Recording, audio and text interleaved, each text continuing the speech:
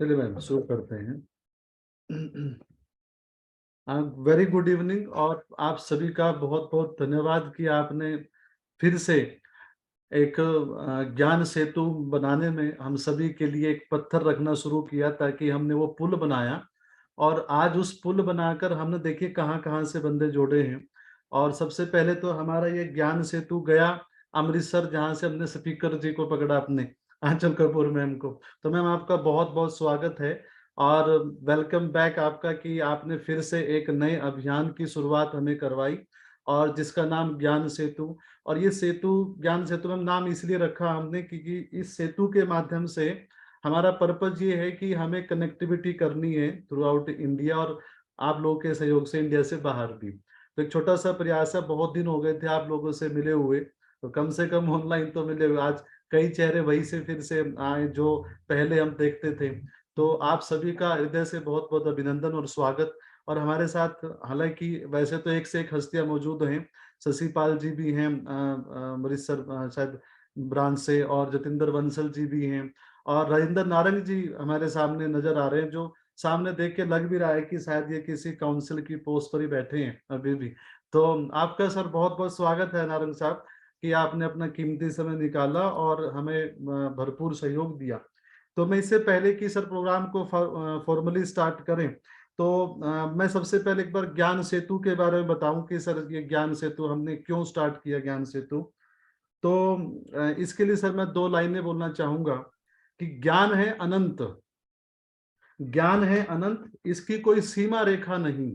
ज्ञान है अनंत, इसकी कोई सीमा रेखा नहीं। ज्ञान का हो अंत, ऐसा हमने कभी देखा नहीं। ज्ञान से पहचान बनती है, ज्ञान से पहचान बनती, ज्ञान ही सफलता का हेतु, ज्ञान ही समुंदर स्वयं है और ज्ञान ही है ज्ञान सेतु। तो आप सभी का इस ज्ञान सेतु में बहुत बहुत स्वागत, अभिनंदन कि हमने ये ज्ञान सेतु बनाया। और अब जो हमारे साथ आज की फैकल्टी हैं, एक ऐसी नायाब कामयाब हस्ती हमारे साथ मौजूद हैं जिनके जीएसटी के ज्ञान का जादू आज पूरे भारतवर्ष में सर चढ़कर बोल रहा है। और जब वो जीएसटी के बारे में बोलते हैं, जब वो जीएसटी को समझाते हैं, तो जीएसटी के शब्दों को एक मोती से बिखेरते हैं और हर जितने भी ऑडियंस हम यहाँ सुनने वाले हैं और जो ऑल ओवर इंडिया सुनते हैं, हम सभी को ये भरपूर मोतियों को बटोरने का मन करता है कि हम सभी इस ज्ञान को बटोरें। तो मैडम आपका बहुत बहुत स्वागत है और आपका मतलब मैं शुक्रिया भी अदा करना चाहूंगा कि आप जब भी मैंने आपसे समय मांगा है तो आपने समय दिया और मेरे हर प्रोग्राम में मतलब आपने हमेशा बढ़ चढ़कर भाग लिया और एक एनकरेजमेंट मिलती है मुझे आप लोग आपके ओपनिंग्स। और कहते हैं जब बोनी अच्छी हो जाती है तो फिर दिन पे अच्छा निकलता है। तो वो नेचुरल सा है मैम, जब आप आते हैं तो हमारा ये क्वेश्चन आंसर का सेशन है और जीएसटी के क्वेश्चन आंसर का। हालांकि बहुत सारे क्वेश्चन पूछे गए हैं। तो मैम स्टार्ट, इससे पहले कि हम स्टार्ट करें तो मैं दो शब्द चाहूंगा कि हमारे साथ राजेंद्र नारंग जी एक बार फॉर्मली सर। राजेंद्र नारंग जी आपका बहुत बहुत स्वागत, दो शब्द प्लीज। नहीं, ऐसा ना, मैं सिर्फ आंचल को सुनने के लिए आया हूँ। जी जी जी। आंचल करो शुरू प्लीज।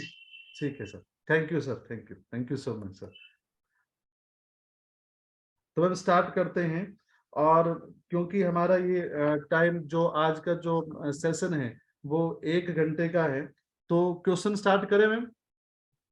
हाँ जी श्योर सर, पर पहले मुझे भी आपने इतने अच्छे अच्छे वर्ड्स बोले हमारे लिए, थैंक यू सो मच पहले तो। And Rajendra sir, Narayan sir, we are all under your guidance. तो हम तो सीखने वालों में से हैं, सुनने वालों में से है। आज चलिए थोड़ा सा हम डिस्कस जरूर करेंगे क्वेरीज को। And for Bhupinder ji I would like to say कि इतना प्रिविलेज, इतना मान इन्होंने ये देते आए हैं हमेशा से ही कि जो भी सीरीज स्टार्ट करते रहे, चाहे पानीपत ब्रांच स्टार्ट करती रही या Bhupinder ji, I have always got the privilege कि उसका first speaker, he has always given me that privilege of being the first speaker, and I hope कि मैं जो इनकी आशाएं हैं उसको जस्टिफाई भी कर पाऊंगी। सर कुछ कुछ बहुत अच्छी हिंदी मैंने भी सीख लिया, आजकल मैं बहुत यूपी एंड अदर एरियाज पे ट्रेवल कर रही हूँ, क्या क्या प्रावधान है जीएसटी के, और ये सब अब मैं सीखने लगी हूँ, राइट। सो और जो इन्होंने एक वेंचर स्टार्ट किया है ज्ञान सेतु, नाम तो सर आप वैसे ही अल्टीमेट रखते हो, कहने की बात ही नहीं है। So it's such an educational programming, एक आप जो ऑल ओवर इंडिया एक ज्वाइन करवा रहे हैं, it's so good. Knowledge dissemination is always good. So we wish you best of luck for your venture. And जो आप ये social service जो profession की service दे रहे हैं, and we want you to succeed in it. So with this, of course, जिसके लिए हमारे सारे participants आज जुड़े हैं, मेरी अमृतसर ब्रांच के, अपनी ब्रांच के जो members हैं who are there. So I would like कि we should start the question answers. Thank you so much, ma'am. Thank you, thank you. और जीएसटी ऑफिसर मैम जो एज यूजुअल हमारे साथ जुड़ते आए थे पहले, विवेक दुबे जी, वो भी हमारे साथ जुड़े हुए हैं, सामने नजर आ रहे हैं। सर आपका भी बहुत बहुत स्वागत है, और जिनका किसी का नाम भी लेने से रह गया सर, आप सभी का बहुत बहुत स्वागत है। और शुरू करते हैं सर, सबसे पहला क्वेश्चन हम स्टार्ट कर रहे हैं मैम से। और देखिए सर, जिस हिसाब से क्वेश्चन पूछे गए ना, तो लोग भी बड़े चालाक है, उस हिसाब से पूरा जीएसटी कवर करवा रहे हैं हम मैडम से। तो चलिए स्टार्ट करते हैं। सबसे पहला क्वेश्चन उन्होंने बड़ा खतरनाक सा क्वेश्चन पूछा हुआ है। Section 132(1) listed 12 type of offences, जो अरेस्ट प्रोविजन है, जैसे I think section 132(1) listed 12 type of offences, is all type of offences are prosecuted in section 132 से एच और K. So Bhupendra ji, to start with, सबसे पहले हमने सीधा 132 सेक्शन ही टच किया है, मतलब we are directly on to the prosecution itself. So अगर मैं प्रोसिक्यूशन के सेक्शंस की बात करूं, 132(1) में, यस, 132 सेक्शन में मैम आवाज नहीं आ रही आपकी।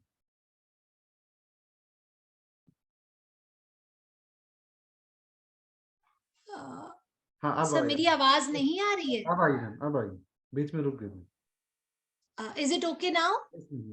Okay Bhupinder ji, all right, all right. I would request कि जिसकी भी क्वेरी, आप नाम लेके एक बार क्वेरी पूछ दीजिएगा, so that I can address that person also specifically. So सबसे पहले सेक्शन 132 में, सर 132 सेक्शन ही प्रोसिक्यूशन को लीड करता है। सो इसमें जो भी ऑफेंसेस लिस्टेड है, let me show you also कि इसमें जो ऑफेंसेस लिस्टेड है, जस्ट सर मेरा प्लीज स्क्रीन शेयर इनेबल कर दीजिएगा। Okay ma'am, okay. All right, all right, all right, okay sir, if you can C on my screen, sir is it visible? या okay मैं वैसे ये मैंने क्यों यहाँ पे रखे हैं, 132 में 12 तरह के ऑफेंसेस लिस्टेड हैं। ये 12 तरह के ऑफेंसेस, आप अगर सेक्शन का नाम ही पढ़ेंगे ना, it talks about punishment for certain offences, यानी हम ये वो 12 ऑफेंसेस डिस्कस कर रहे हैं जिनकी हमें एक पनिशमेंट जो है लॉ ने प्रिस्क्राइब की हुई है। नाउ इसमें जो क्वेश्चन है, that has specifically been asked for point number H and के।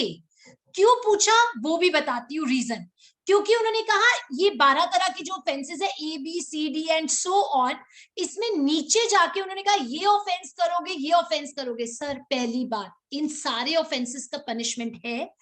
अगर स्पेसिफिकली एच और के को देखें, यानी अगर आप कोई इंफॉर्मेशन नहीं देते हो या आप एच का कोई भी ऑफेंस करते हो, acquires possession of, transporting, removing, अगर आपका क्वांटम इन 1 2 3 4 3 में अगर इन क्वांटम्स में आता है, यानी 5 करोड़ से एक्सीडिंग है, तो उसमें 5 इयर्स और मोर का इम्प्रिजनमेंट हो सकता है। अगर tax evaded up to 2 lakh आता है तो 3 ईयर विद फाइन हो सकता है, और अगर ये 1 करोड़ से एक्सीड करता है तो मैक्सिमम 1 ईयर विद फाइन हो सकता है। सो एच एंड के भी इसी में आते हैं। No specific mention for that is required. Yes, the answer to your question is it is required. It is covered under prosecution. इसके ऊपर prosecution होगा। I think so, sir. The query stands satisfied. Bhupinder ji, we can move forward. Yes ma'am, ये question ना विवेक कुमार दुबे जी ने पूछा था, वही जो Okay, okay. Mr. Dubey, I hope it stands satisfied. You can mention that in the chat box. All right, sir. Ji, second question ma'am CA प्रिया सेहत Jammu and Kashmir से पूछ रहे हैं, will GST be payable on bonus income received by A distributor of item from supplier? Okay, Priya ji, a very valid question. Why I am saying so valid and logical? Because आजकल ये एक disputable matter है जो all over India prevalent है. Even if I talk about the Gurugram, the Audi showrooms and all that, सब जगह ये matter arise होके आ रहा है. क्या क्रेडिट नोट आते हैं डिस्ट्रीब्यूटर्स को कंपनी की तरफ से? जब वो क्रेडिट नोट्स आते हैं तो डिपार्टमेंट कहता है, और जनरली जितनी कंपनीज है, अगर आप इलेक्ट्रॉनिक्स में नाम ले लो, फिलिप्स, क्रॉम्पटन ग्रीव्स, कार्स में नाम ले लीजिए, the good companies as I mention, the Audi etcetera, ये सब जो क्रेडिट नोट्स इशू कर रही है, ये कमर्शियल क्रेडिट नोट्स इशू करती है. कमर्शियल क्रेडिट नोट को क्रेडिट साइड पे दिखा दिया जाता है. जब वो कमर्शियल क्रेडिट नोट्स को हम दिखाते हैं तो देन दे आस्क कि आप इसके ऊपर टैक्स दीजिए. डिपार्टमेंट उसको लिटिगेट करता है with respect to the tax. So as a result, let me tell you, आप इसको नॉमेनक्लेचर जो मर्जी करिए, may it be the bonus, may it be the you talk about the incentive और व्हाटएवर. दो मेन इश्यूज है इसमें. पहला, क्या आप उसके अगेंस्ट कोई सेपरेट सप्लाई कर रहे हो? Answer if no. सेकेंड, क्या ये ओरिजिनल आइटम का प्राइस रिडक्शन है? I give you example, the case which I जो था अपील में, I took that was IOCL gas company से हमें भी क्रेडिट नोट्स आए थे, बोनस आया था, इंसेंटिव आया था, डिस्काउंट आया था, जिस मर्जी नाम से ले लीजिए. जब हमें वो आया तो डिपार्टमेंट ने लिटिगेट किया कि ये आपको इन क्रेडिट नोट्स के ऊपर टैक्स देना था. But the answer is this was not a separate supply. ये मेरी ओरिजिनल प्राइस का रिडक्शन है. अजाप पनवर जी, मैं इसको रिबेट एंड डिस्काउंट बोलूंगी तो that goes in financial terms. Yes, I can call it as a trade discount. मैंने ओरिजिनल जितने भी सिलेंडर आ रहा था उसका मुझे जब रिडक्शन मिलता है, बोनस मिलता है, और अगर ये एक सेपरेट सप्लाई नहीं है और अगर उसका क्रेडिट नोट एक कमर्शियल क्रेडिट नोट है, so then you are not supposed to pay the separate tax on it. लेकिन I give you one more example. अगर मुझे डिस्ट्रीब्यूटर को कहा जाता है आप मेरे यहाँ पे एडवर्टाइजमेंट करिए, आप जो मेरा बैनर लगाएंगे, जो ये डिस्प्ले करेंगे, इसके लिए मैं आपको पर्टिकुलर दूंगा. अगर उसके लिए वो मुझे कोई इंसेंटिव या बोनस देता है, that is considered as a separate supply. एक चीज और प्रिया मैम बताती हूँ, there was a circular 105 number circular, government ने इस पॉइंट को बहुत अच्छे से क्लैरिफाई किया था, लेकिन उससे डिस्प्यूट्स बहुत अराइज हो गए थे. As a result that circular was withdrawn by the government, but this area is still left open. Disputes हैं, डिपार्टमेंट टैक्स डिमांड करता है, बट हमारी जो इस पे सबमिशन है, वॉइस नहीं आ रहा है. वॉइस फिर से ब्रेक हो गई.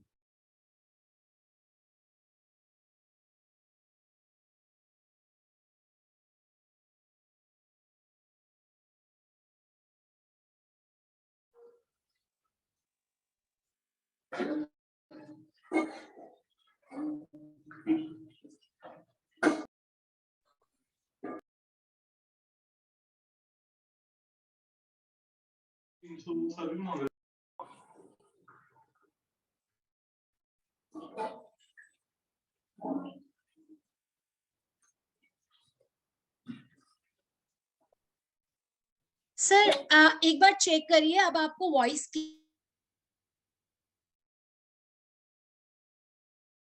सर अब वॉइस क्लैरिटी है प्रॉपर आपको? क्लियर है मैम, क्लियर.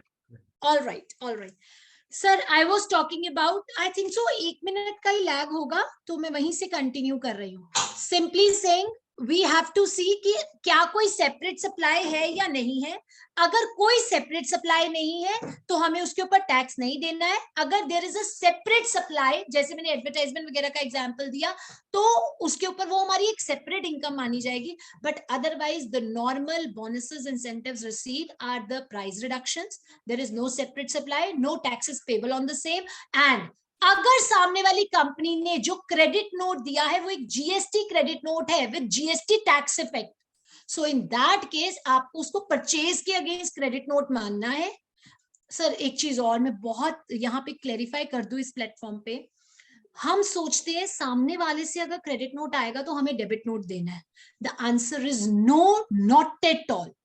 फ्रेंड्स, कभी भी किसी ट्रांजैक्शन के दो इनवॉइसेस हम जनरेट नहीं करते हैं। कभी आपने सोचा है जब आप गुड्स खरीदने जाते हो वो आपको बिल देते हैं सेल का, तो मैं भी उसके अगेंस्ट कोई परचेज बिल दूं? नो। फिर हम ये क्यों सोचते हैं जब सामने से क्रेडिट नोट आ रहा है या डेबिट नोट आ रहा है तो मुझे भी उसके काउंटर में कोई डेबिट या क्रेडिट नोट देना है। As per section 34, only the supplier is supposed to issue the credit note and the debit note for the supply made by it. So अगर आपका सप्लायर आपको क्रेडिट नोट दे रहा है विद जीएसटी टैक्स इंपैक्ट, उसका impact अपनी purchase में दिखाइए। वो जीएसटी क्रेडिट नोट किसी रिटर्न में नहीं जाना, वो उसने अपनी वन में फाइल करना है और आपने उससे अपना परचेज का इनपुट उतना रिड्यूस कर लेना है।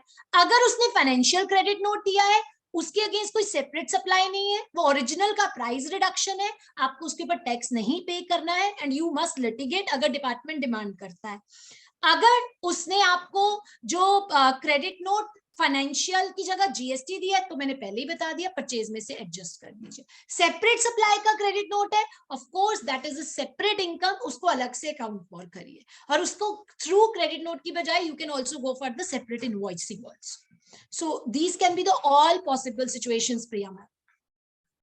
May I please add something to it, Bhupinder sir, जी to ma'am, elaborate this question? Hello जी ma'am, Yeah, may I please elaborate it just a little to clarify my question? Okay जी ma'am, I'll just take hardly a minute to ask that. I जी ma'am, wanted to जी know, ma'am. जैसे Audi dealer था, they are just getting the incentive for the enhanced sales. So in that case, I was of the opinion that I was just thinking that you say supply, it would be considered as a supply. So how can we say that this is a price reduction? Similarly, it goes for a trader who's a dealer of a particular brand.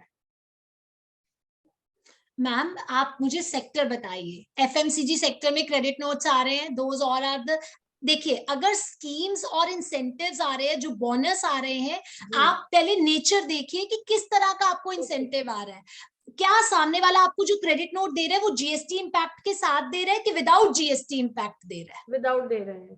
Without दे रहा है। क्यों? क्योंकि वो उसको separate supply नहीं मान रहा है और वो उसको ओरिजिनल सप्लाई के लिeu में दे रहा है। This is the point I was mentioning again and again. वो आपको एक फाइनेंशियल क्रेडिट नोट दे रहा है और वो ओरिजिनल, वो आपको क्यों दे रहा है? क्योंकि आपने उसके साथ वो ओरिजिनल ट्रांजैक्शन की है। So that is why it does not constitute any separate supply. GST would not stand payable for the same. Thank you. My pleasure. Welcome Priya Seth ma'am, executive member है मैम J&K ब्रांच के। Yes, I know. We recently had a session at J&K branch, Okay. which madam handled. Next question ma'am AK Jain है पानीपत से, वो पूछ रहे हैं in section 73-74 interest applicable but section 50 not covered, any commissioner have power to waive off the interest? Sir mister Jain ने पूछा है कि सेक्शन 73-74 में सेक्शन 50 का रेफरेंस नहीं है, but let me tell you that there is a proper reference to section 50 interest itself in the section. So ये कहना कि उसमें section 50 is not covered is not correct. ये section 73 लगता है नॉन फ्रॉड केसेस में, section 74 लगता है फ्रॉड केसेस में। सेक्शन 73 में भी सेक्शन 50 का रेफरेंस है कि आपको tax along with interest as per section 50 payable करना है। सेक्शन 74 में भी आपको इंटरेस्ट पे करना है। और जैन साहब, interest waiver, interest is compensatory in nature. It cannot be waived.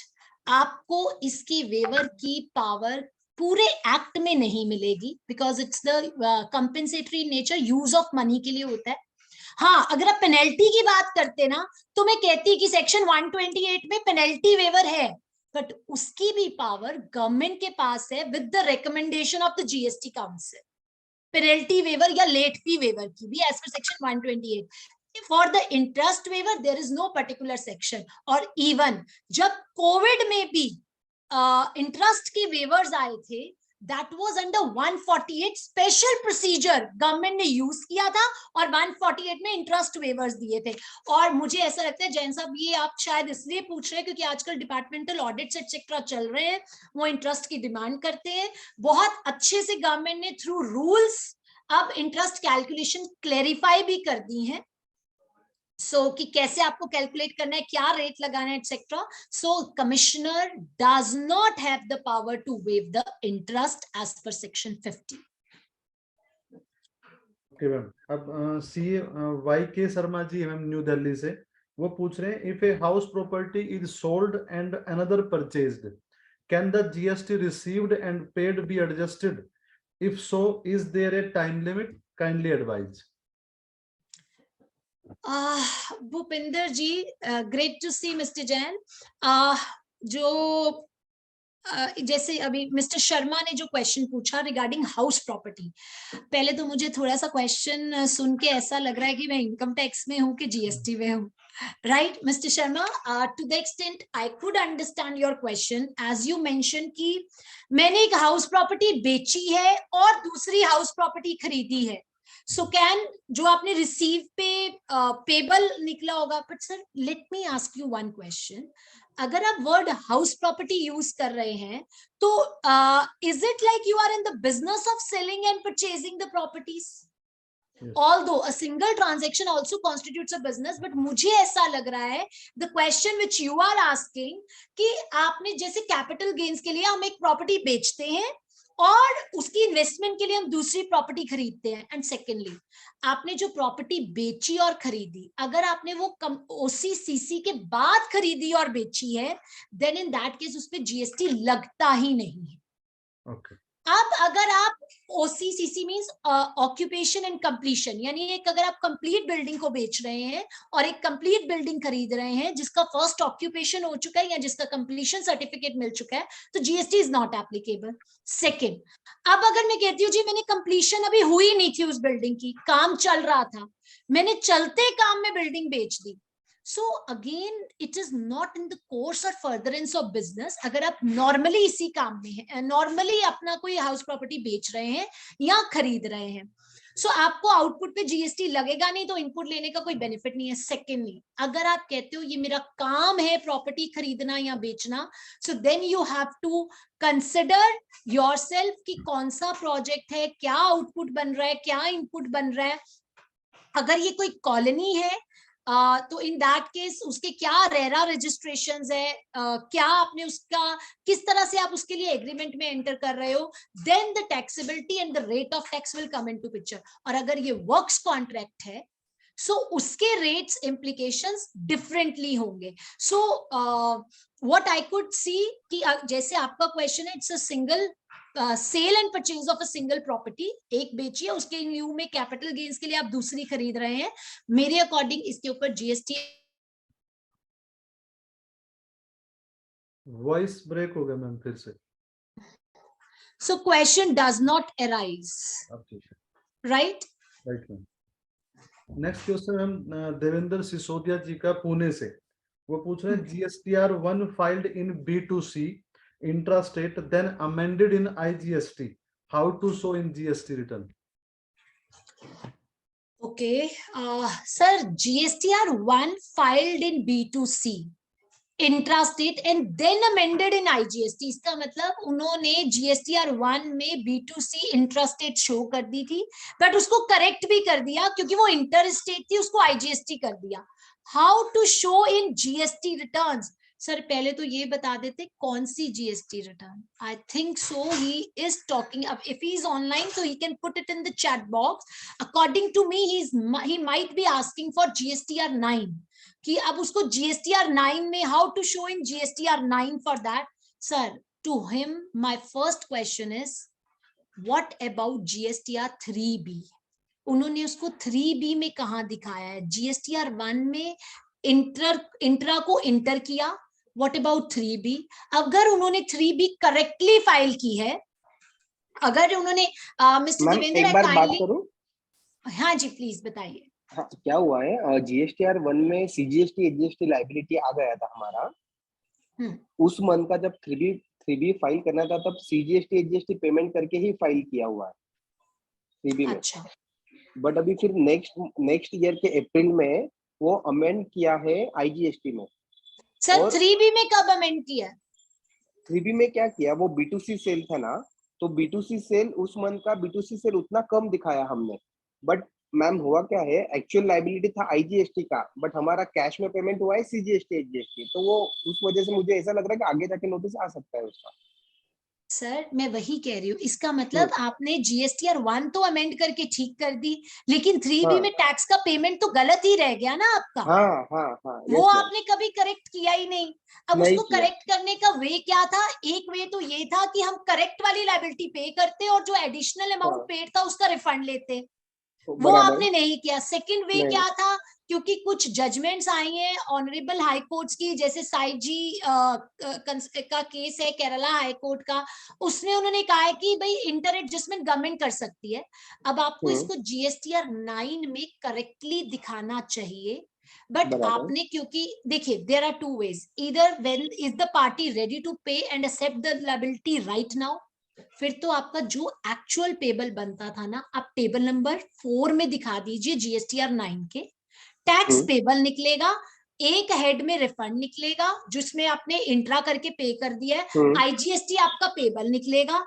2 years का टाइम पीरियड अभी लैप्स नहीं हुआ, अब तो वैसे ही गवर्नमेंट ने रिफंड के टाइम पीरियड्स इंक्रीज कर दिए हैं। सो आप उसका रिफंड अप्लाई कर दीजिए। अगर कंपनी लायबिलिटी एक्सेप्ट करने के लिए तैयार नहीं है, तो एक हेड में मैं फिर भी यही कहूंगी, टेबल 4 में करेक्ट फिगर्स रखिए, टेबल 4 में करेक्ट फिगर्स रखिए, और टेबल 4 की जो करेक्ट फिगर्स है उसके बेस पे एक हेड इन IGST में पेबल आने दीजिए और दूसरे हेड में जो है वो आपका रिफंड आने दीजिए, and let it go. If then any notice comes, तो यू कैन से कि intra head adjustment, and you can resort to the various high court judgments that have come in favour to that, but the correct mechanism as per section 77 is to apply for the refunds and pay the tax again. Ma'am वो पे तो नहीं करेंगे, but 9 में अपन ने, जैसे आपने second option correct बताया, हाँ हाँ वैसे किया तो चलेगा ना? सर, वही आप करेक्ट दिखा दीजिए, एक हेड में और एक्सेस आने दीजिए, दूसरे में कम आने दीजिए। और generally many of the people RTPs have resorted to this thing, क्योंकि जिसमें गलत पेमेंट्स हो गई हुई हैं उन्होंने जनरली दोबारा पे नहीं किया है, और जब ये मैटर हाई कोर्ट में भी थ्रू रिट टेकअप हुआ है, तो there are a few favourable judgments in that respect. But ma'am अभी इस केस में क्या हुआ, ये सेकंड ऑप्शन तो मैं कर लूंगा, बट जो 3B में मैंने टैक्सेबल सेल दिखाया है ना, वो फिर उतना कम दिखाया है ना मैंने। जो मैंने B2C पहले दिखाया था, उसका मैंने लाइबिलिटी पे कर दिया था, इसलिए मैंने बाद में जब अमेंड किया GSTR 1 में, तब मैंने वो 3B में नहीं दिखाया, क्योंकि नहीं तो फिर मुझे फिर से पेबल आने वाला था वो। सर 3B में जब आपने पहले दिखाया था, तो क्या आपने उसको उतनी लायबिलिटी B2C की कम करके दिखाई थी 3B में? नहीं, तब तो दिखाया था, सेकंड टाइम B2C ऑप्शन ही नहीं था ना हमारे पास। नहीं mister Sisodia, I still could not gate ma'am आपकी सेल तो 100 रुपीज थी, एग्जाम्पल से चलते हैं, बराबर। सेल 100 रुपीज थी, वो तो 100 ही रहेगी। आपने उसके ऊपर जो टैक्स पे कर दिया वो कर दिया 2.5, जबकि आपको करना था 5 इन IGST। जब आपने अपनी B2C सेल्स 3B की बात कर रही हूँ, for the timing pocket GSTR 1, 3B में आपने उसको B2C में इनिशियली जिस पीरियड में था, आपने उसको 5 या 2.5 दिखाया है या नहीं दिखाया है? मैम इनिशियली दिखाया हुआ है, इनिशियली मेरा GSTR 1 3B मैच है, बट मैंने जब नेक्स्ट टाइम मैंने अभी वो अमेंड तो नहीं कर सकते अपन, तो मैंने एडिशनल GSTR 1 में डाला ना, वो मैंने इनवॉइस नंबर डाल के, तो फिर तब मैंने 3B में लाइबिलिटी नहीं दिखाया, क्योंकि मुझे तब फिर IGST पेबल आने वाला था, तो मैंने वो सिर्फ GSTR 1 में दिखाया, और मैं आपने ऐसे 3B को इनकरेक्ट थी और इनकरेक्ट ही रहने दी 2.5 रुपए से, लेकिन GSTR 9 में अगर आप चाहते हैं तो आप करेक्ट लायबिलिटी से उसको दिखा दीजिए टेबल 4 में, and let the difference come in the interheads. Yes ma'am, thank you so much. My pleasure sir. Next question ma'am Ashok Kadam ji हैं नासिक महाराष्ट्र से। सर मैं 1 मिनट मिस्टर सिसोदिया के पॉइंट में सबके बेनिफिट के लिए ऐड कर दूं. My dear friends, GSTR 9 is tax driven return. So the base for GSTR 9 is GSTR 3B. जब भी एडजस्टमेंट देखनी हो GSTR 3B से देखिए. अगर कुछ ऐसे चेंजेस है जो GSTR 1 में होते हैं बट टैक्स इम्पैक्ट को लीड फॉर नहीं करते हैं, वो आप कैसे भी एडजस्ट कर सकते हो. जैसे example B2B shown as B2C, B2C shown as B2B, correct करके दिखा दीजिए GSTR 9 में. बट अगर किसी चीज का टैक्स इम्प्लीकेशन निकलता है, so be careful while filing GSTR 9.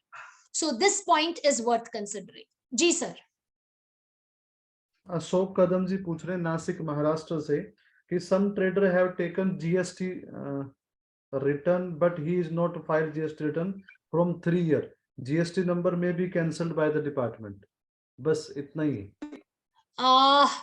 Ashok Kadam ji, sir देखिए, I think so he wants to say कि some trader has taken the GST number registration which he wants to mention. Sir, as per section 29, if a registered person is not furnishing the returns for some continuous period of time, तो उसका registration cancel किया जा सकता है. And उसके पास power भी है. तो आपका जो क्वेश्चन है that is, एक पर्सन ने GST का रजिस्ट्रेशन लिया हुआ है बट वो GST रिटर्न्स 3 साल से फाइल नहीं कर रहा है, तो can may the number be cancelled by the department? The answer is yes. Resorting to section 29, वो डिपार्टमेंट उसका रजिस्ट्रेशन कैंसिल कर सकता है. Okay ma'am. नेक्स्ट क्वेश्चन में रूपिंदर डांड जी का है लुधियाना से. वो पूछ रहे हैं कि whether ITC on machinery foundation is allowable and ये अथॉरिटी फॉर एडवांस रूलिंग और जजमेंट पूछ रहे हैं इसके ऊपर. पहला क्वेश्चन तो उनका यही है इसी क्वेश्चन में. ओके, चलिए पहले इतना ही एड्रेस कर लेते हैं. मिस्टर धान, लेट मी टेल यू इसके ऊपर. सर सबसे पहले जब हम लॉ पे जाते हैं ना, पहले एक्ट देखिए. अगर हमें कोई प्रोविजन एक्ट ही क्लियर कर देता है तो rules and the jurisprudence is the second thing, the case laws. और सर इसमें अगर आप सेक्शन 17 सब सेक्शन 5 की एक्सप्लेनेशन पे जाएंगे ना, वो जब प्लांट एंड मशीनरी बताता है, मतलब उसमें क्लियर कट लिखा हुआ है एपरेटर्स, इक्विपमेंट, मशीनरी जिस फाउंडेशन पे फिक्स्ड होती है, that structural support is also covered under the plant and machinery head. So that is why, क्योंकि सेक्शन 17(5) का एक्सप्लेनेशन ही उसको कह रही है कि जिसके ऊपर आपकी मशीनरी एम्बेडेड होती है, that structural support itself is a plant and machinery and hence the foundation will be eligible for ITC, क्योंकि 17(5) डिसअलाउंसेस में प्लांट एंड मशीनरी एक्सेप्शन है. सो ये जो आपने, जैसे कई मशीन्स आती हैं जिसमें 5 लाख 7 लाख का आपका वही लगा होता है, जो नीचे का माउंटिंग का खर्चा लग जाता है, तो ITC अलाउड रहेगा. It is the part of plant and machinery. No separate judgement is required. The law itself covers it under plant and machinery. Sir दूसरा क्वेश्चन क्या है इनका? दूसरा question ma'am, second, what is the status of RCM on personal guarantee of director to bank? Is RCM leviable? Bank already taken that no payment to director in lieu of bank guarantee. Bhupinder ji, ये question सुन के मुझे पता लग रहा है कि ढांड साहब, रुपिंदर ढांड जी जो है ना, डिपार्टमेंट के सताए हुए बंदे हैं. Although there are various officers sitting on that side also, but सताए हुए मैंने इसलिए कहा, I have also received from the various professionals 3 show cause notices, particularly on the topic of personal guarantee by the directors. Sir, let me clarify. Personal guarantee by directors, department के according वो क्या कहते हैं कि अब जैसे ढांड साहब है, वही किसी कंपनी के डायरेक्टर हैं फॉर एग्जांपल, और कंपनी लोन ले रही है. कंपनी जब लोन ले रही है तो डायरेक्टर को गारंटर बनना पड़ता है. डायरेक्टर जब गारंटर बनता है तो डिपार्टमेंट क्या कहता है? It is a related party transaction. Related party transaction कैसे? Schedule 1 related party transaction entry number 2 में कहता है, अगर आपने कोई कंसिडरेशन चार्ज नहीं भी की है, even then that will be considered as a supply. और अगर वो सप्लाई मानते हो डिपार्टमेंट उसके ऊपर टैक्स डिमांड करता है। Mister Dan, my first argument for the same is my opinion, the personal guarantee by the whole time directors is their responsibility in lieu of their employment with the company, because the whole time directors are same as the employees of the company and they drew the salary. Government का अपना circular है जिसमें उन्होंने कहा कि whole time directors का जिनका 192 में टीडीएस कटता है, they are like employees or they are standing guarantor to the company due to their employment with the company. As a result, schedule 3 clear cut mentions that any जो transactions between the employer and employee is not a supply. So first of all, the schedule 3 comes into picture. It is due to employment, which is not a supply, not covered. Secondly, क्या guarantees देना director का course और furtherance of business है? Answer is no. When it is not in the course or furtherance of business, it cannot be called as that it is a supply. Third, अगर चलिए अगर RCM में company पे भी करती है और अगर कंपनी फुल इनपुट के लिए एलिजिबल थी, तो प्लीज अपने केस में एक बार रेवेन्यू न्यूट्रलिटी भी चेक करके ऑफिसर को आप एक ग्राउंड इसका सबमिट कर सकते हैं. But according to my considered view, the personal guarantee which is a mandatory duty of the director owing to its status of being a director of the company, not liable. schedule 3 employment contracts के against की हुई services को supply count नहीं करता है, सो इसके ऊपर GST नहीं लगना चाहिए. Okay. Next question है ma'am, how to raise debit note in case of less tax rate charge in original invoice. ये पूछ रहे हैं हिमांक सिंगला बरनाला पंजाब से. अब पंजाब वालों का नंबर है ma'am. Singla sir. Sir, he has asked the question, how to raise debit note of less tax rate charged on an original award. Sir, section 34 subsection 3 and 34 subsection 4. These are the two sections which talk about the debit notes.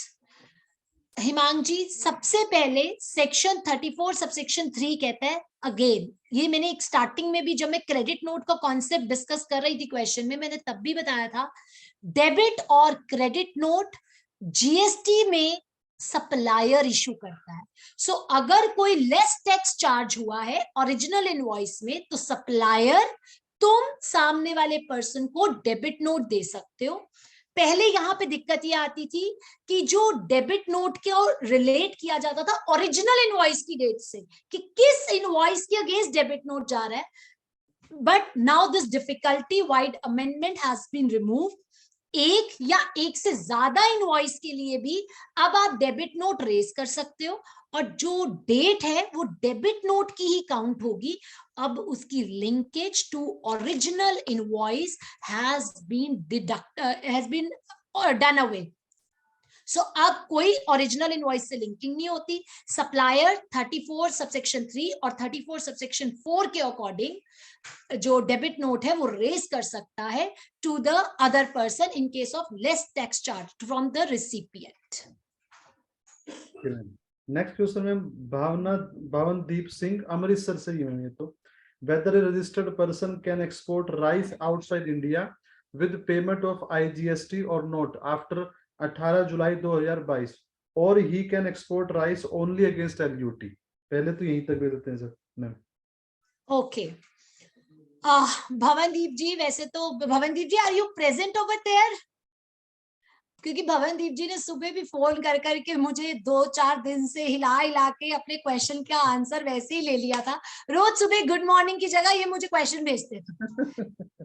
तो I used to से मैं check करके पक्का बता दूंगी. So but let me clarify the issue for all the participants who have joined us today.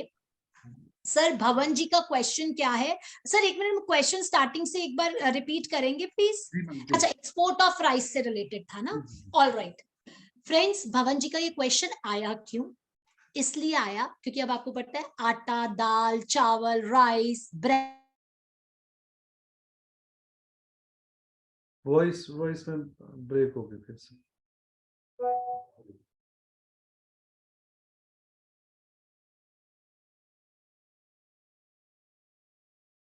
एक बार mute करके unmute करना है।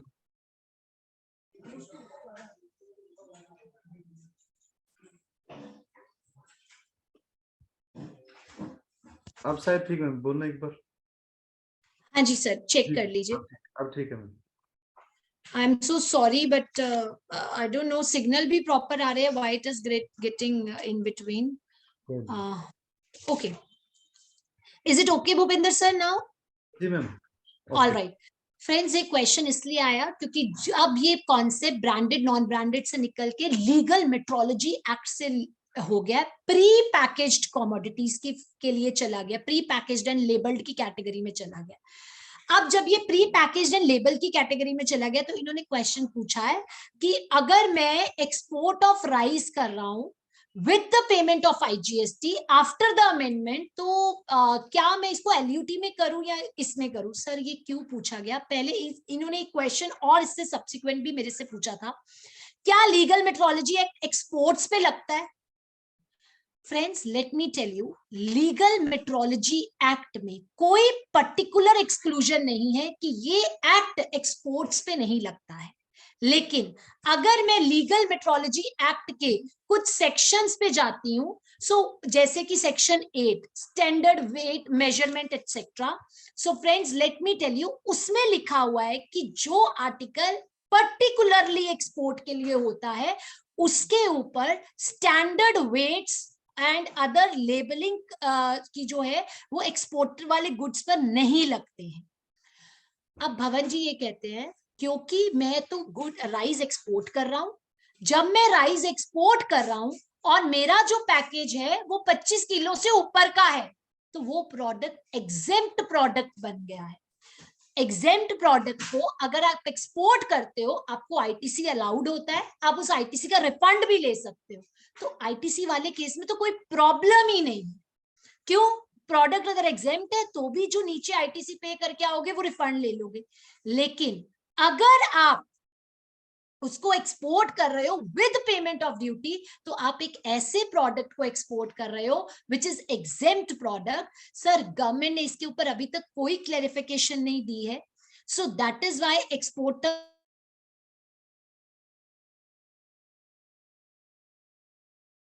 वॉइस फिर चढ़ जाएगी इधर।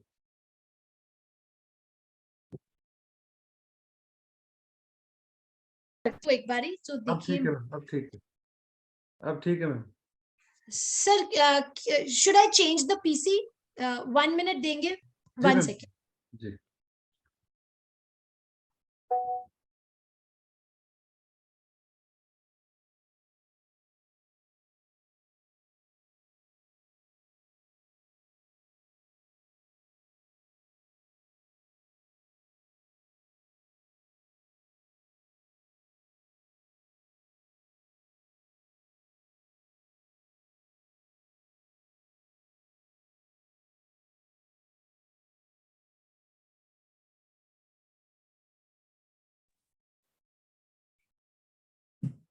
Sir, wait. Take it away. Just give it to me.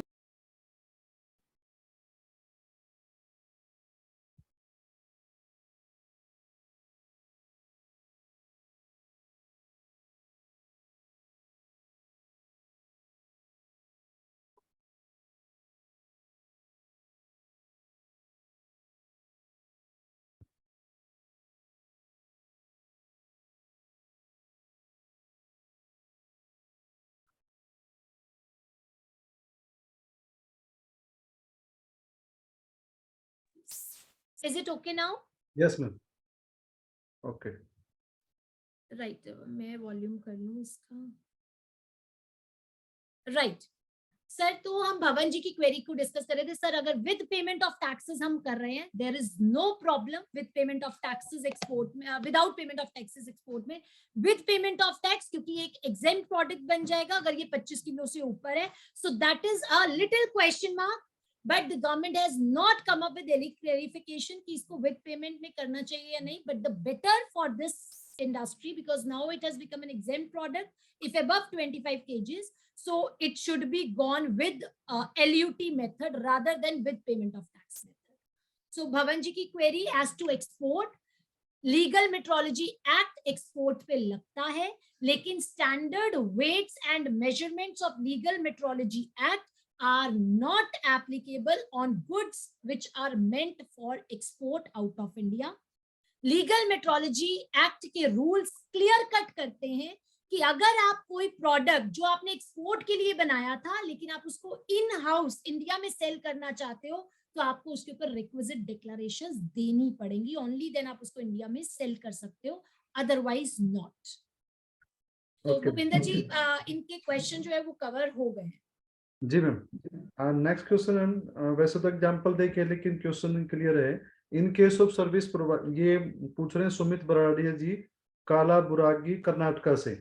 In case of service provider, does the turnover for calculation of turnover for registration purpose include advance received? Advance received for services, friends, let me tell you, aggregate turnover का जो definition है that is given under section 6 clause section 2 clause 6 में उसकी definition covered है। Sir definitely advance चाहे goods का हो चाहे सर्विसेज का हो, please please listen carefully what point I am making. Advance चाहे गुड्स का हो चाहे सर्विसेज का हो इज अ सप्लाई। सप्लाई तो वो है। हाँ, आप अगर गुड्स बेचने जा रहे हैं या सर्विसेज प्रोवाइड कर रहे हैं, it is a taxable supply जिसके ऊपर जीएसटी लेवी होता है। Sir the only and only difference is time of supply. Time of supply of goods, अगर पैसा एडवांस आ जाता है नहीं लगेगा until or unless गुड्स बिकेंगे। सर्विसेज में time of supply is when the advance is received. किसका क्वेश्चन था मिस्टर दीक्षित? ये मैम ये था सुमित बराड़िया जी का। सुमित जी का। सुमित जी, सो मैं क्लेरिफाई कर रही हूँ, yes it is a supply. अगर आपको एडवांस ऑफ सर्विसेज आ रहा है, सप्लाई है, एंड ये टर्नओवर में उसी टाइम पे जोड़ा जाएगा when you are receiving the advance, if it is advance for services. But if it is advance for goods, ये टर्नओवर में तब जाकर जुड़ेगा जब आप एक्चुअली गुड्स का डिलीवरी करोगे। सो सप्लाई तो दोनों है सर, बट टर्नओवर में कब उसका टाइम ऑफ सप्लाई आ रहा है, that is a question. Now in your example आपने कहा जी मेरी नॉर्मल टर्नओवर 15 लाख है और मुझे 5 या 6 लाख एडवांस आ जाता है, so yes it will be clubbed। 15 plus 5 or 6 will be 21 and 21 का लिमिट जो है that will be your aggregate turnover। Advance for services is taxable as and when received, it is a supply, will form part of the aggregate turnover also। Thank you ma'am. Next question ma'am Nitin Gulati ji पूछ रहे हैं लखनऊ से। वो पूछ रहे हैं in case RCM on transport freight to GTA, whether registered dealer is required to pay GST without any amount exemption now। पहला तो क्वेश्चन का ये 750-1500 की जो लिमिट थी। और in case GTA does not charge of forward basis and what will be the basis of place of supply in such case. एक तो क्वेश्चन यहाँ तक है मैम ये। Right sir. सर मैं इनके क्वेश्चन के लिए मैं इनको एक पीपीटी भी शेयर कर देती हूँ। ओके सर, जो इन्होंने बोला आप 750 का जो exemption,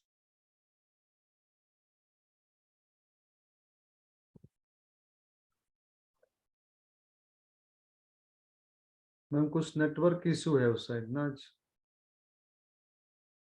Bhupinder ji, is there any network issue still? अब ठीक है मैम, अभी आ गया था बीच में, अब ठीक है sir then I think so itself होगा because अब तो I have to taken another laptop also। Anyhow, 750 and 1500 दोनों exemption जो time since service tax से चलती आ रही थी, those have been done away by the government now। क्योंकि सर गवर्नमेंट 47th मीटिंग में उसी ट्रैक पर आई है that जितनी मिनिमम एग्जेम्पशंस होंगी उतना फ्री फ्लो ऑफ क्रेडिट होगा। So sir yes you are right, 750 का एग्जेम्पशन डन अवे हो गया। अब अगर 1 रुपए का भी कोई जीटीए ट्रांजैक्शन लेता है that is taxable. So that query stands there. Earlier जो 750 का था that has been done away. अब बात आई फॉरवर्ड चार्ज और रिवर्स चार्ज की। Sir, this is the slide. Pre-amendment 5% without ITC होता था. Post-amendment is 5% without ITC. Reverse charge में आज भी rate same है. 5% without ITC इसमें जैसे पहले था वैसे ही है. Forward charge पहले होता था 12% with ITC, अब 2 options मिल गई.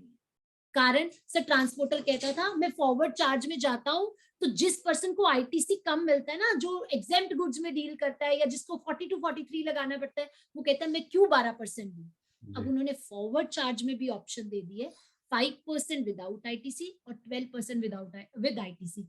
My dear friends, I would like to clarify here that this without ITC condition with 5% rate is for the transporter. So अगर मैं GTA की सर्विसेज ले रही हूं, so then in that case मेरे ऊपर ITC की कोई रिस्ट्रिक्शन नहीं होगी. So it is for the transporter कि अगर वो आउटपुट पे 5% पे करता है या 12% पे करता है, right? So I think so that stands satisfied, sir. अच्छा, इन्होंने एक प्लेस ऑफ सप्लाई भी पूछा था. भूपिंदर जी, प्लेस ऑफ सप्लाई के लिए it is specifically covered by section 12 subsection 8. So GTA का जो प्लेस ऑफ सप्लाई है उसके specific rules 12 subsection 8 of IGST act में दिए हुए हैं. That can be referred. Next question sir. Next question हम अंकित जी पूछ रहे हैं मोहाली से. वो पूछ रहे हैं मैम 1 मिनट में पिछले क्वेश्चन में एक पूछ सकता हूँ query please. Bhupinder ji can he ask Devendra please जी, सर. एक बार क्वेश्चन जो थोड़े से कवर हो जाए सर, जो पूछ रखे हैं ना, जी उसके बाद सर. चलेगा. ठीक है सर. Okay, no problem. जी. A taxable person of Punjab engaged in trading of tile and marble sells to unregistered B2C who is living in Himachal and charged IGST tax. As the person is to make him a house at Himachal, as per section 10 subsection 1, as consumption state is Himachal, please suggest as he has received notice. Right sir, ये जो issue इस question में पूछा गया है, क्या नाम था अंकित जी का? अंकित जी मोहाली. अंकित जी ने जो ये क्वेश्चन पूछा था, अंकित जी दिस इज अ क्वेश्चन जिस दिन से जीएसटी लगा है ना 2017 से और आज 2022, everybody has this confusion and including ये questions have been raised in AAR also. मैं सिंप्लीफाई करके बताती हूँ पार्टिसिपेंट्स के लिए ये क्वेश्चन क्या है, and I want to see everybody answer in the chat box. एक बार देके देखना कि कितने मल्टीपल आंसर्स मिलते हैं. आज वैसे भी चैट बॉक्स में ज्यादा कुछ लिखा नहीं है. सो अंकित जी का क्वेश्चन क्या है? एक पर्सन आया, वैसे अंकित जी ने स्पेसिफाई नहीं किया क्वेश्चन में, but I add on to it. I ask you from all of you. Bhupinder ji, चलिए भूपिंदर जी घर बना रहे थे पानीपत में. मेरा स्टोर है पंजाब में एक टाइल्स का. ये आए मेरे काउंटर पे, बोलते टाइल्स देंगे. मैंने कहा ले लीजिए. कहते मैं ये घर बना रहा हूँ पानीपत में, ये टाइल्स मैंने अमृतसर से पानीपत लेके जानी है. और भूपिंदर जी रजिस्टर्ड पर्सन नहीं है, he is an unregistered person.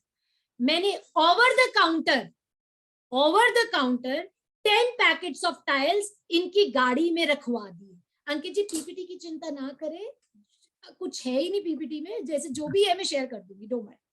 हाँ जी, तो my question to you is, मैं जिसने भूपिंदर जी को over the counter, who is an unregistered person, उनको जब मैंने टाइल्स दी हैं, जो भूपिंदर जी पानीपत में अपना घर बनाने के लिए लेके जा रहे हैं, should I charge on my bill of tiles IGST और सी और S?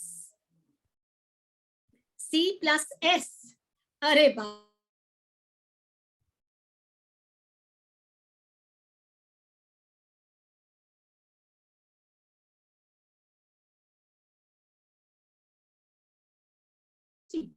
oh Rohit ji, you have added a new thing again. CGST, SGST, okay.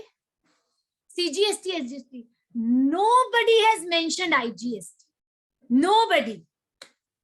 And my answer is IGST. Why I say so? I told you ना 2017 में आया था, आज भी वहीं पे है हम. Sir section 10(1)(a) place of supply का जो सेक्शन था, as per IGST act 10(1)(a) की वर्डिंग क्या है?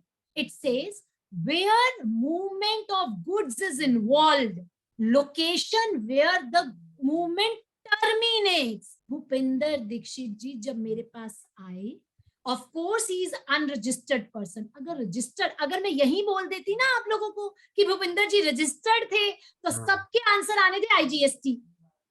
Am I right? क्योंकि मैंने कहा भूपिंदर जी अनरजिस्टर्ड है, GST नंबर दे नहीं रहे. आपने कहा आपने तो ओवर द काउंटर सेल किए. Sir, where the movement terminates. मैंने कहा who is causing the movement? लेकर कौन जा रहा है? मैं डिलीवर करा रही हूँ कि भूपिंदर जी लेकर जा रहे हैं? Does not matter. Goods ultimately कहाँ कंज्यूम हो रहे हैं? पानीपत स्टेट में. Which state should get the revenue? Panipat state should get the revenue. क्या मैं पंजाब स्टेट को रेवेन्यू दे दूं CGST SGST लगा के? अब सोचिए जरा. The revenue GST is a consumption based tax. Yes. It should not go to the state which is the originator. Punjab को नहीं जाना है जहां सेल हुई है. It should go to the state to which the consumption is happening. And section 10(1)(a) is also based on the same concept. It says where the movement ends. If the sir, why Rohit ji? You say I don't know where the goods are going. You said he is making a house at. The questionnaire has the query person who has raised the query has mentioned जो घर था वो कहाँ किसी और state में बन रहा था. कहाँ बन रहा था? मतलब it was outside the state. Sir, every bill has 2 columns. Separately place of supply का एक separate column invoice के format में दिया हुआ है. Where the movement is terminating, it is terminating in Panipat in our example. I am supposed to ask Bhupinder जी कि आप मुझे बताइए ये गुड्स आप कहाँ लेकर जा रहे हैं?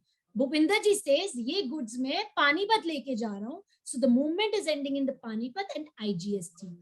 Not only this, इसके ऊपर AAR भी आई हुई है, which is in case of Penna Cement Industries Limited. I tell you the citation also. It is 116 taxman.com 876. There also they have mentioned where the movement of goods is ending. It is ending in Panipat, consuming status Panipat, hence IGST will be leviable. So according to me, it is IGST that will be paid on the said transaction. Never go by GST number to decide the place of supply. I give you one more example. One more. Rentals. Bhupinder जी फटाफट time देख रहे हैं. I know Bhupinder जी हमें बहुत सारी queries देंगे, but जितनी भी दें उसको अच्छे से लें, so that the person should feel satisfied. Sir, rental में मेरी पार्टी है, जैसे उसकी रेंट, उसकी प्रॉपर्टीज जो है वो दिल्ली, मुंबई, कोलकाता सारी जगह है, बट उसका GST नंबर पंजाब का ही है. प्लेस ऑफ सप्लाई उसके GST नंबर से डिटरमाइन नहीं होगा, लोकेशन ऑफ प्रॉपर्टीज से होगा. प्लेस ऑफ सप्लाई के अपने रूल्स हैं, अपने प्रोविजंस हैं जो सेक्शन 10, 11, 12, 13 ऑफ IGST में दिए हुए हैं. So it is not guided by the GST number. It will be IGST in the question that has been asked. Okay ma'am, एक मैम छोटा सा एक लाइन का क्वेश्चन है, उसके बाद जो चैट बॉक्स एक दो क्वेश्चन है बस वो ले लेंगे. पहला क्वेश्चन ये है, tax payer need to file 10%. ये सुजीत सरकार जी पूछ रहे हैं हार्वर्ड वेस्ट बंगाल से. Tax payer need to file 10% tax at the time of appeal, but interest और पेनल्टीज डिपॉजिट और not at the time of appeal. Sir, section 107 में 10% लिखा हुआ है of the disputed tax amount. तो जितनी आप एक्सेप्ट कर रहे हो कि भाई ओके है, ये तो डिमांड ओके है, वो 100% पे होगी along with interest and penalty. जो आप डिस्प्यूट में जाना चाहते हो उसमें 10% ऑफ ओनली टैक्स है. लेकिन अगर आपका केस 129 सेक्शन में है तो 129 सेक्शन में जो डिपॉजिट का अमाउंट है वो 25% है pre deposit. Okay ma'am, and next question, last question है ये. उसके बाद ना 2-3 क्वेश्चन GST 9 से रिलेटेड है, वो आई थिंक. सर मैं आपको जो भी क्वेरीज आपने मुझे फॉरवर्ड की हैं, जो उनकी मैं सबका शॉर्ट में आंसर दे रही हूँ. अगर जो क्वेरीज हैं उनकी PPT में मैंने प्रॉपर चीजें ऐड की है, क्योंकि कुछ लोगों ने पूरा लॉ ही पूछा है जी जी क्वेरी में। जैसे किसी ने मुझसे ज्वाइंट डेवलपमेंट एग्रीमेंट पूछा है। yes, sir joint development agreement itself में इतना बड़ा टॉपिक है। फॉर दैट एंड जीएसटीआर 9, ये जीएसटीआर 9 का टॉपिक मैं अभी एड्रेस कर लूंगी, जो आप क्वेरी पूछ रहे हो उसके बाद। और सर जिसने ज्वाइंट डेवलपमेंट एग्रीमेंट पूछा है, ज्वाइंट डेवलपमेंट एग्रीमेंट के लिए मैंने पीपीटी में कंप्लीट उसका डाल दिया है, so that can be referred. Good ma'am. पूछिए भूपिंदर सर नेक्स्ट क्वेश्चन। हाँ मैम, नेक्स्ट क्वेश्चन पूछ रहे हैं मुकेश टुटेजा जी, सीए पानीपत से। If we have reversal of ITC in last year and ma'am, वैसे तो ये उसका हो गया जीएसटी 9 सर का। नहीं, let me answer okay mister Tuteja. पिछले साल का जो जीएसटी रिवर्सल करंट ईयर में किया गया होता है, reversals are shown in table 7 of GSTR 9, but last year reversal done in current year not to be shown anywhere. Answer is not to be shown anywhere in GSTR 9. Simple. उनका इतनी ही query है, that's it. Okay and एक line का और है, what is the time period for application of refund where tax paid under wrong head? Where tax wrongly paid tax है ना sir, wrong paid of tax is covered under section 77. Bhupinder ji जिसने भी ये query की है उनको मैं बता दूं, सेक्शन 77 का रिफंड ऐसे नहीं लगता, उसके ऊपर पहले ऑर्डर नंबर डलता है। Section 77 wrong payment of tax, पहले आपको ऑफिसर से अप्रूवल कराना होता है, फिर उसका रिफंड एप्लीकेबल होता है। एक्चुअली ये यूटिलिटी आई ही 4 साल बाद है, लास्ट ईयर में, सो इसके 2 इयर्स काउंट होते हैं from the date of payment of tax. अभी किसी ने क्वेरी पूछी थी, मैंने आईजीएसटी सीजीएसटी कर दिया, that is wrong payment of taxes, उसका रिफंड सेक्शन 77 में लगता है। यूटिलिटी वैसे तो 2 इयर्स होते हैं from the date of payment, लेकिन क्योंकि यूटिलिटी लास्ट ईयर आई है, it is in 2020-21 I guess, yes it was in 25 सितंबर 21 के पहले जो नोटिफिकेशन आई थी उसमें आई है। सो उसमें 2 इयर्स जो है वो काउंट होंगे जब से यूटिलिटी गवर्नमेंट ने लॉन्च की है। सो जितने लोगों का section 77 wrong payment of taxes का रिफंड है, that can still be applied since Inception, अभी भी कर सकते हैं। Okay ma'am. अब मैम चैट बॉक्स का एक क्वेश्चन मैम पराग, हाँ बट सर उससे पहले मैं 1 मिनट के लिए जीएसटीआर 9 बता दूं। जी फ्रेंड्स सब we all are now going to be busy in filing GSTR 9(9)(c), और हम सिर्फ यही सुनना चाहते हैं पिछली बार से इस बार के चेंजेस बता दीजिए, right? So I can see that with a smile on Bhupinder ji and Priya ma'am's face also. So the answer to it is there are only 2-3 changes. The first change with respect to, पहले मैं HSN को deal कर रही हूँ क्योंकि किसी ने specifically HSN पे क्वेरी भी पूछी हुई है. Sir HSN only and only of output is required. Input of purchases का HSN देने की हमें कोई कंपल्शन नहीं है, राइट? सो HSN का आउटपुट जो है वो आपको कंपल्सरी HSN देना है for the output services. Secondly, पहले हम जो डेबिट क्रेडिट नोट होते थे उनको नेट ऑफ करके डाल सकते थे B2B ट्रांजैक्शंस के लिए टेबल 4A एंड 4B में, यानी 100 रुपए की सेल 20 रुपए का क्रेडिट नोट नेट ऑफ करो 80 डाल दो. Now that option has been withdrawn. आपको 4A स्पेशली B2B में 100 रुपीज दिखाने हैं और उसका क्रेडिट नोट नीचे 4K 4H में सेपरेटली 20 दिखाने.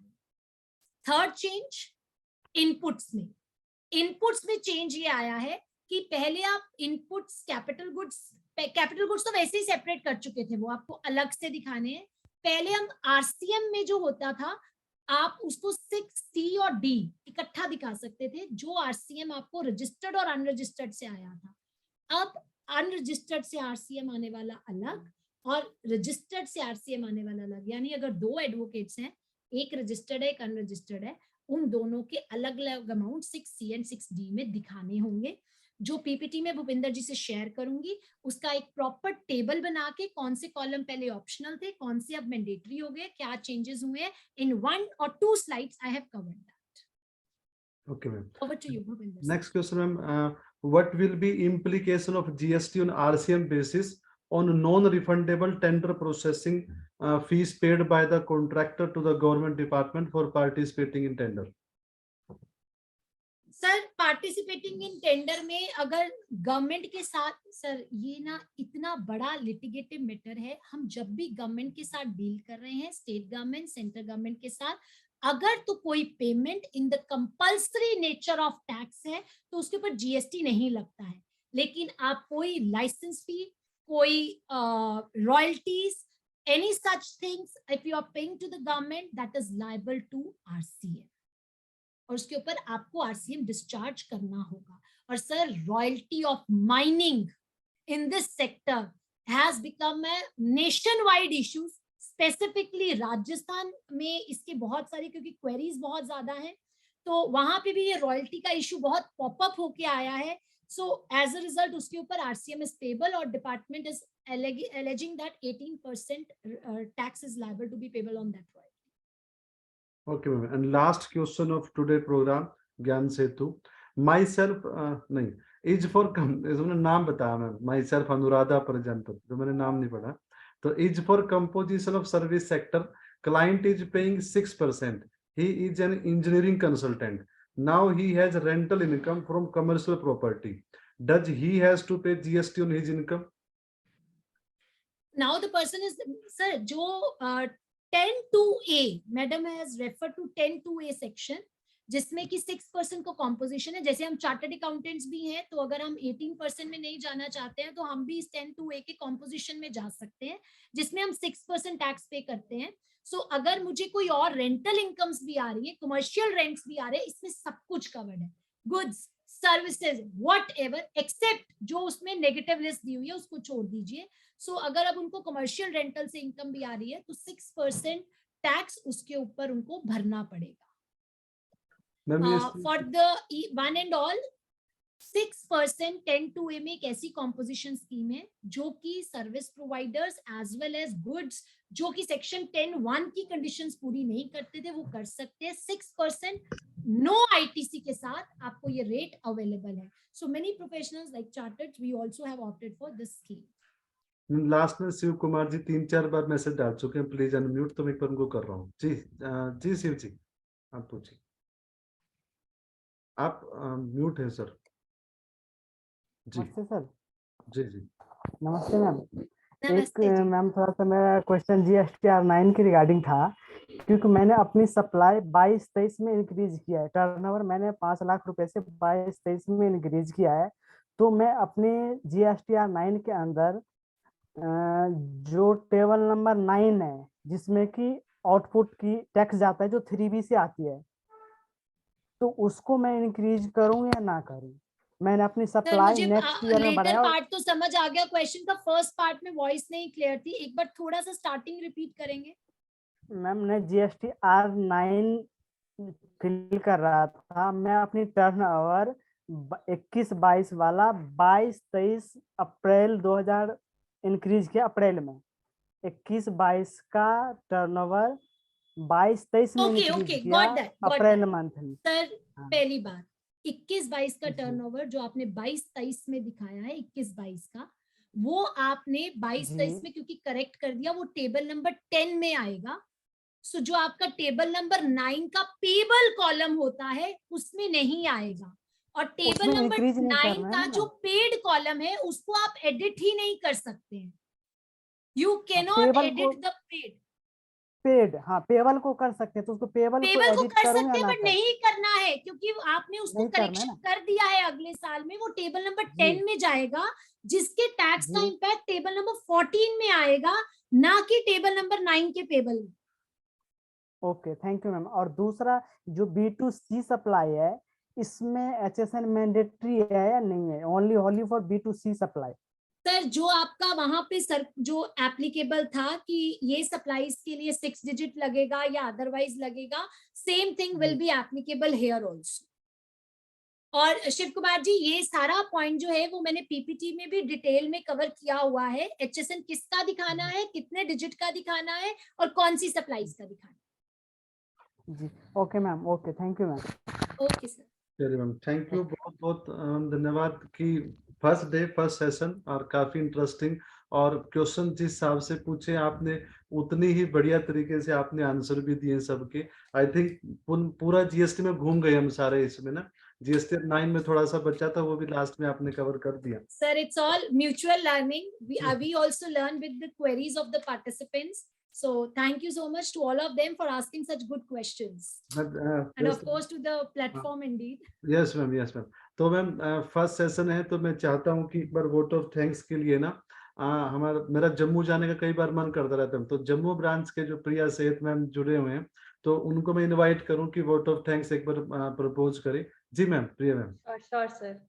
On behalf of team Gyan Setu and all the participants present today, I would really like to thank you, Anchal ma'am, for sparing your valuable time and increasing all our knowledge. And also, I'm very sure that all the members present here learned something or the other new today. So thank you, Anchal ma'am, and looking forward to learning a lot from you. Thank you. Thank you so much, Priya thank you ma'am, for your और kind जितने भी words. Participant यहाँ पर मौजूद है, आपका बहुत बहुत धन्यवाद। और 7 तारीख को सर हमारा जो नेक्स्ट ज्ञान सेतु का प्रोग्राम है, उसमें ऑनरेबल टैक्स गुरु डॉक्टर गिरीश आहूजा जी आएंगे। हमारे कई क्वेश्चन होते हैं, जैसे आजकल हम बाहर आने जाने का चलन काफी है कि क्या एक NRI प्रॉपर्टी वहां सेल करता है तो उस पर इनकम टैक्स के क्या प्रोविजन है, बाहर से पैसा भेजना चाहते हैं उस पर क्या प्रोविजन है। तो इन सब सारी चीजों को क्लैरिफाई करेंगे हमारे गुरुजी, टैक्स गुरु डॉक्टर गिरीश आहूजा जी। तो तब तक के लिए आप लोगों को बहुत बहुत धन्यवाद और बहुत बहुत नमस्कार। और अंदर सर, आपका बहुत बहुत धन्यवाद सर। कुछ कहना चाह रहे हैं सर? मुझे लग रहा है कि ना जैसे लोग भगवत गीता वगैरह पढ़ते हैं, तो आंचल को एक अपना ना चैनल चलाना चाहिए सुबह सुबह, क्योंकि CS के लिए ना वो ज्यादा ठीक रहेगा। जी जी जी मैम, PPT आप मुझे डाल देना, मैं सबको शेयर कर। मैं आपके साथ भूपेंद्र जी शेयर कर दूंगी for sure. Thank you so much ma'am, उसको थैंक कुछ Alright. ठीक कर लूंगी, वो तो अभी ऐसे जस्ट मैंने कुछ 1-2 पॉइंट्स दिखाने के लिए सिर्फ उसमें रखे थे you for G. The participants. I will arrange it and will then share with you. Thank you so much ma'am, thank you. My thank you all the pleasure. Participants. Thank you so much, Bye, sir. sir. Thank you, Bye. Naren sir. Bye. Thank you. Okay. Okay.